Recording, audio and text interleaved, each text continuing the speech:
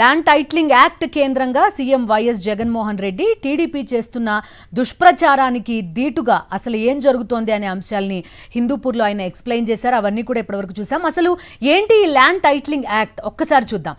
పేదల భూములకు పూర్తి స్థాయి రక్షణ కల్పించేందుకు జగన్ సర్కార్ ఈ ఏపీ ల్యాండ్ టైటిలింగ్ యాక్ట్ ని తీసుకొచ్చింది. 100 ఏళ్ల నాటి రికార్డుల కారణంగా రాష్ట్రంలో లెక్కలేనన్ని భూ వివాదాలున్నాయి. వీటిని నివారించేందుకు రాష్ట్ర వ్యాప్తంగా సర్వే చేపట్టి అన్ని భూములకు పూర్తి స్థాయి యాజమాన్య హక్కులు కల్పించబోతోంది. ఏపీ ల్యాండ్ టైటిలింగ్ యాక్ట్ 2023 రాష్ట్ర వ్యాప్తంగా ఉన్న భూ వివాదాల పరిష్కారం కోసం కేంద్ర ప్రభుత్వ సూచనలు, వారి గైడ్ లైన్స్ కి అనుకూలంగా ముఖ్యమంత్రి వైఎస్ జగన్మోహన్ రెడ్డి తీసుకొచ్చిందే ఈ చట్టం. ఈ చట్టం కనుక అమల్లోకి వస్తే ప్రతి ఒక్కరికి వారి భూములపై పూర్తి స్థాయి యాజమాన్య హక్కులు లభిస్తాయి. కానీ ఎన్నికల వేళ ఎల్లో గ్యాంగ్ దీనిపై ప్రజలను తప్పుదారి పట్టిస్తోంది. ఈ చట్టం వల్ల పేదల భూములను ప్రభుత్వం లాగేసుకుంటుందని చంద్రబాబు తప్పుడు ప్రచారం చేస్తున్నారు. ఒక ఉన్నతమైన లక్ష్యంతో తీసుకొచ్చిన ఈ ల్యాండ్ టైటిలింగ్ యాక్ట్కి, అదేవిధంగా రిజిస్ట్రేషన్కి, పలు అంశాలకి కలిపి ముడిపెట్టి మీ భూమి మీది కాదు, ప్రభుత్వం ఈ భూమిని లాగేసుకుంటుంది అంటూ దుష్ప్రచారం చేస్తోంది టీడీపీ ఎల్లో మీడియా. అమల్లోకి రాని యాక్ట్ పైన దుష్ప్రచారం చేస్తోంది. IVRS కాల్స్ ద్వారా ఈ యాక్ట్కి సంబంధించి ప్రజల్లోకి తప్పుడు సమాచారాన్ని చేర్చే ప్రయత్నం చేస్తోంది ఈ టీడీపీ. అసలు టీడీపీ IVRS కాల్స్ ద్వారా చేస్తున్న తప్పుడు ప్రచారం ఏంటి? ఆ ఆడియో ఒక్కసారి విందాం. మీ ఆస్తి పత్రాలు ఒరిజినల్స్ జగన్ ప్రభుత్వానికి ఇవ్వాలి. మీ వద్ద జిరాక్సులు మాత్రమే ఉంచుకోవాలి. అవును, మీరు వింది నిజమే. జగన్ ల్యాండ్ టైటిలింగ్ యాక్ట్ పేరుతో కొత్త చట్టం తీసుకొచ్చి మీ ఆస్తులను కాజేస్తున్నాడు. మరో 2 రోజుల్లో ఈ చట్టం అమలవుతుంది. ప్రజలారా మేలుకోండి, మీ ఆస్తులను కాపాడుకోండి. మీ ఆస్తి పత్రాలు ఒరిజినల్స్ జగన్ ప్రభుత్వానికి ఇవ్వాలి. మీ వద్ద జిరాక్సులు మాత్రమే ఉంచుకోవాలి. అవును, మీరు వింది నిజమే. జగన్ ల్యాండ్ టైటిలింగ్ యాక్ట్ పేరుతో కొత్త చట్టం తీసుకొచ్చి మీ ఆస్తులను కాజేస్తున్నాడు. మరో 2 రోజుల్లో ఈ చట్టం అమలవుతుంది. ప్రజలారా మేలుకోండి, మీ ఆస్తులను కాపాడుకోండి. సో అది IVRS కాల్ సారాంశం. సో మీ భూమి మీ దగ్గర ఉండదు, కాజేస్తున్నారు అని భయపెట్టి భయభ్రాంతులకి గురి చేసే ప్రయత్నం చేస్తోంది. ఎగ్జాక్ట్గా ఈ అంశంపైనే వైఎస్ఆర్ కాంగ్రెస్ పార్టీ ఈసీని ఆశ్రయించింది. తప్పుడు ప్రచారం, దుష్ప్రచారం, అదేవిధంగా లేని అంశాలని అబద్ధపు ప్రచారం టీడీపీ ఏ విధంగా చేస్తోంది అనే అంశానికి సంబంధించి ఈసీకి ఫిర్యాదు కూడా చేసింది. ఈసీ రెస్పాండ్ అయింది. తక్షణమే నివేదిక ఇవ్వాలని సిఐడికి ఆదేశించింది ఈసీ. సో ఈ విధంగా తప్పుడు పద్ధతుల్లో వెళ్తూ లబ్ధి పొందాలని, దుష్ప్రచారంతో లబ్ధి పొందాలనే ప్రయత్నం చేస్తోంది తెలుగుదేశం పార్టీ. అసలు ఉన్న యాక్ట్కి లేనిపోని అంశాలని ముడిపెట్టి వాటన్నిటితోటి రాజకీయ లబ్ధి పొందాలనే ప్రయత్నం చేస్తోంది. అక్రమ మార్గాల్లో ఎన్నికల్లో గెలవాలనే ప్రయత్నాలు చేస్తోంది టీడీపీ. సో ఈ అంశాలన్నిటికి సంబంధించి మాట్లాడబోతున్నాం. మనతో పాటు ఇస్మాయిల్ న్యూస్ రూమ్ నుంచి జాయిన్ అవుతున్నారు. చెప్పండి ఇస్మాయిల్, చూస్తున్నావు గత కొంతకాలంగా ఎలాంటి తప్పుడు ప్రచారం చేస్తోంది తెలుగుదేశం పార్టీ అన్నది. సో మొత్తం ప్రభుత్వ యంత్రాంగం దగ్గర నుంచి వైఎస్ఆర్ కాంగ్రెస్ పార్టీ నాయకుల దగ్గర నుంచి ఆఖరికి సీఎం కూడా వాటన్నిటి గురించి ఏ విధంగా తప్పుడు ప్రచారం చేస్తున్నారని జనానికి ఎక్స్ప్లెయిన్ చేయాల్సిన పరిస్థితిని తీసుకొచ్చారు. లేనిపోని అంశాలన్నింటినీ ముడిపెట్టి ఒక మసాలా జోడించి జనం మీద కొదిలే ప్రయత్నం జరుగుతోంది. ఒక అబద్ధం ఎంత వేగంగా ప్రచారం జరుగుతుంది, ఎంత వేగంగా ప్రయాణిస్తుంది అనడానికి తెలుగుదేశం పార్టీ గత వారం రోజుల నుంచి చేస్తున్నటువంటి ఏదైతే ఈ ప్రాపగండా ఉందో అదొక ప్రధానమైనటువంటి ఉదాహరణ.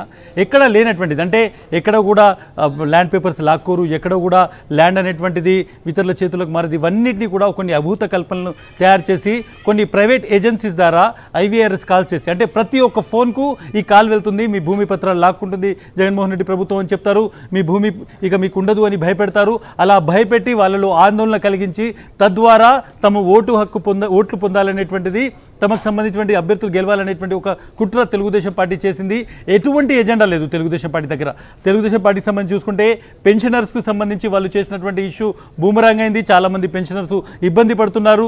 దాని నుంచి పారిపోయేటువంటి ప్రయత్నం చేసింది. ఆ తర్వాత మేనిఫెస్టోను కూడా తీసుకొచ్చింది. ఆ మేనిఫెస్టో అబద్ధం, బూటకమని ప్రజలకు తేలిపోయింది. ఆ తర్వాత ఇప్పుడు ప్రస్తుతం జగన్మోహన్ రెడ్డి మీద, ఆయన ప్రభుత్వం మీద, ఆయన పార్టీ మీద బురద జల్లాలి అనేటువంటి ఏకైక ఆలోచనతోని ఈ మొత్తం ల్యాండ్ టైటిలింగ్ యాక్ట్ అనేటువంటి దాన్ని తీసుకొచ్చారు.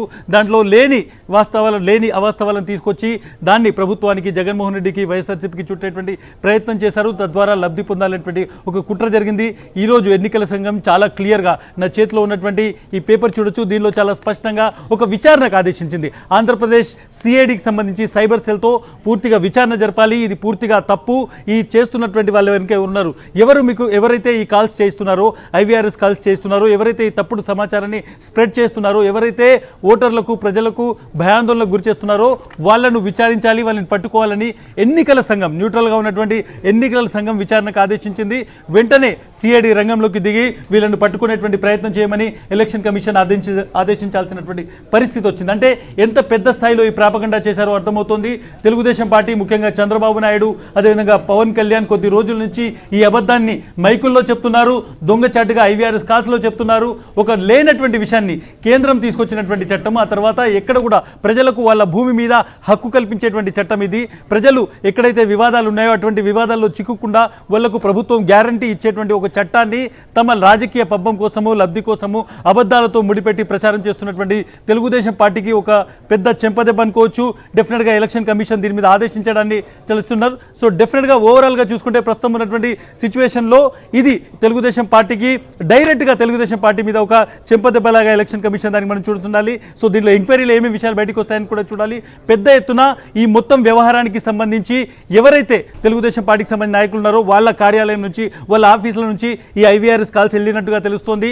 ప్రజలను గత 4-5 రోజులుగా రోజుకు 5-6 సార్లు ఈ ఫోన్ కాల్స్ వెళ్ళడము, వాళ్ళను భయభ్రాంతులు చేయడము, వాళ్ళని ఇన్ఫ్లుయెన్స్ చేసేటువంటి ప్రయత్నం చేయడము, వైఎస్ఆర్సీపీని దెబ్బతీసే విధంగా ఈ కుట్ర అనేటువంటిది ఆర్గనైజ్డ్గా జరిగింది.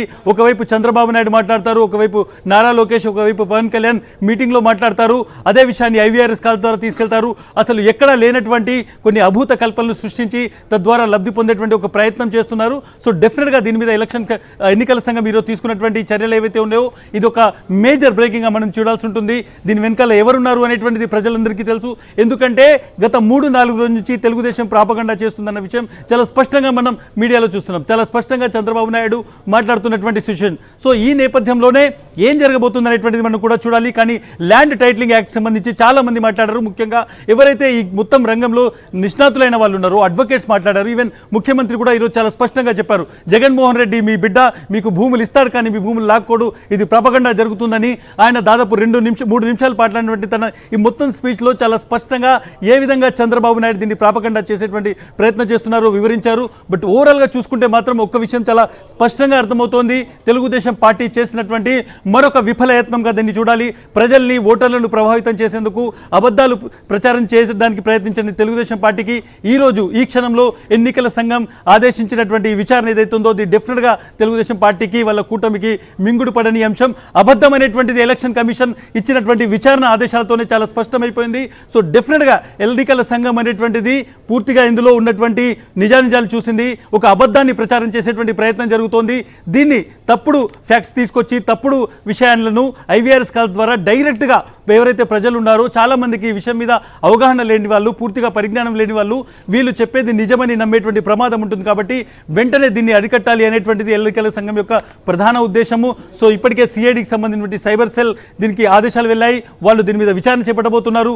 ఎవరైతే దీని మీద తప్పుడు మాట్లాడారో వాళ్ళ మీద డెఫినెట్గా కేసెస్ కూడా కాబోతున్నాయి. ఎందుకంటే ప్రజలను పూర్తిగా ఒక విధంగా ప్రభావితం చేసేటువంటి ప్రయత్నం, అబద్ధాలతో ప్రభావితం చేసేటువంటి ప్రయత్నం. ఎన్నికల్లో డెఫినెట్గా ఏదైనా ఒక పొలిటికల్ పార్టీ మేము మేనిఫెస్టో ఇస్తాం, మీకోసం ఇది చేస్తాము, గతంలో మేము ఇది చేశాము అని చెప్పేటువంటి ప్రయత్నం చేయాలి. కానీ చంద్రబాబు నాయుడు కేవలం అబద్ధాలతో ఈసారి ఎన్నికల్లో వెళ్తున్నారు, అబద్ధాల ద్వారానే ఎన్నికల్లో ఓట్లు సంపాదించుకోవాలనేటువంటి కుట్ర చేస్తున్నారు అనేటువంటిది మరొకసారి తేటతెల్లమైంది. సో డెఫినెట్గా గత కొద్ది రోజులను చూసుకుంటే పెన్షనర్కి సంబంధించి వాలంటీర్లు డైరెక్ట్ పెన్షన్ ఇవ్వద్దు అనేటువంటిది చంద్రబాబు నాయుడు ఉద్దేశం.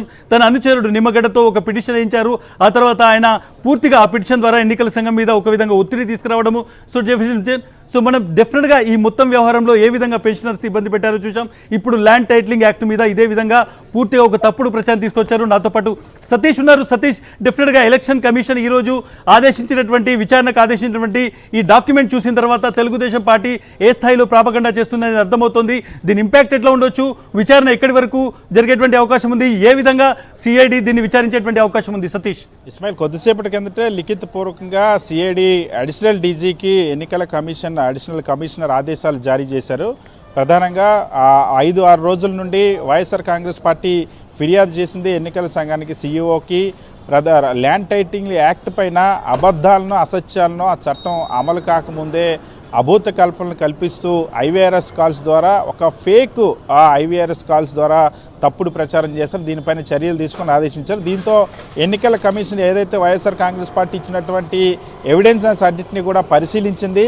ఒకటి, ఐవీఆర్ఎస్ కాల్స్లో ఏ నెంబర్ల ద్వారా ఐవీఆర్ఎస్ కాల్స్ చేసి తెలుగుదేశం పార్టీ ఏ విధంగా ఒక ప్రాపగాండా చేస్తుంది, తప్పుడు ప్రచారం చేస్తుందో దానిపైన ఫిర్యాదు చేసింది. అదేవిధంగా జనసేనకు సంబంధించినంత వరకు పృథ్వీరాజ్ అనేటువంటి నటుడు ఒక తప్పుడు సమాచారంతో, తప్పుడు సంకేతాలు పంపేలాగా అబద్ధాలతో, చట్టంలో లేని అంశాలను చట్టాన్ని తప్పుగా ప్రజల్లో ప్రొజెక్ట్ చేసేలాగా చేసినటువంటి ఒక యూట్యూబ్ ఆ వీడియో ఏదైతే ఉంది, ఈ రెండింటినీ ప్రధానంగా పొందుపరిచారు ఆ ఫిర్యాదులో. రెండింటిపైన కూడా ఇప్పుడు సిఐడి విచారణ జరగబోతుంది. సైబర్ సెల్ అడిషనల్ డీజీకి, సైబర్ సెల్కి దీన్ని రెఫర్ చేశారు. ఇమీడియట్గా ఎన్నికల సంఘం దీనిపైన, ఈ తప్పుడు కాల్స్ పైన, ఈ తప్పుడు ఐవీఆర్ఎస్ కాల్స్ తెలుగుదేశం పార్టీలో ఎవరు ఆపరేట్ చేస్తున్నారు, ఏ ఏజెన్సీ దీన్ని చేస్తుంది, ఆ వాయిస్ ఎవరిది, అందులో అదేవిధంగా అటు వీడియోలో ఉన్నటువంటి వాళ్ళు ఎవరు, దాన్ని ఎవరు రూపొందించారో వాళ్ళందరిపైన కూడా చర్యలు తీసుకోవాలని ఆదేశించింది. ఖచ్చితంగా ఇప్పుడు ఎక్కడి నుండి ఆ ఐవీఆర్ఎస్ కాల్స్ వస్తూ ఉన్నాయో, ఏ ఏజెన్సీ ద్వారా వాటిని చేశారో, ఎక్కడి నుండి వాటిని ప్రజలకి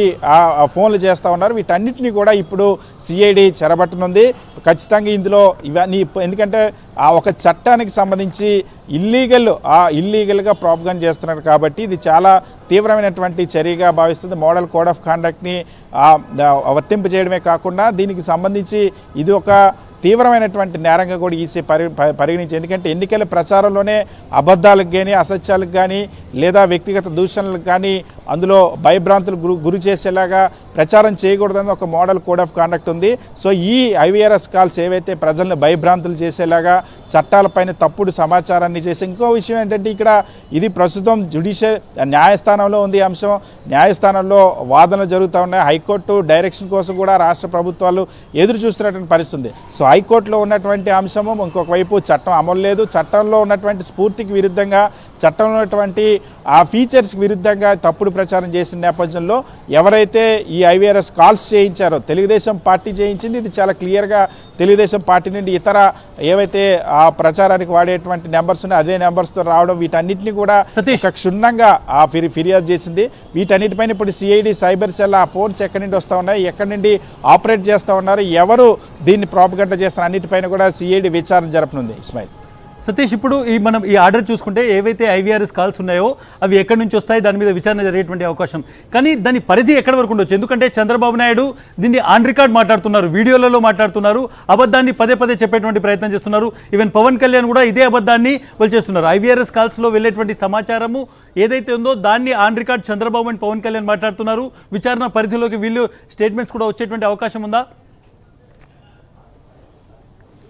ఖచ్చితంగా, అంటే దానికి సంబంధించి కూడా మళ్ళీ ఇంకొక ఫిర్యాదు చేసింది వైఎస్ఆర్ కాంగ్రెస్ పార్టీ. ఎవరైతే ల్యాండ్ టైటిలింగ్ యాక్ట్ పైన ఒకవైపు ఐవీఆర్ఎస్ కాల్ ద్వారా తప్పుడు ప్రచారం చేస్తున్నారో దీనిపైన కూడా విచారణ జరపాలి.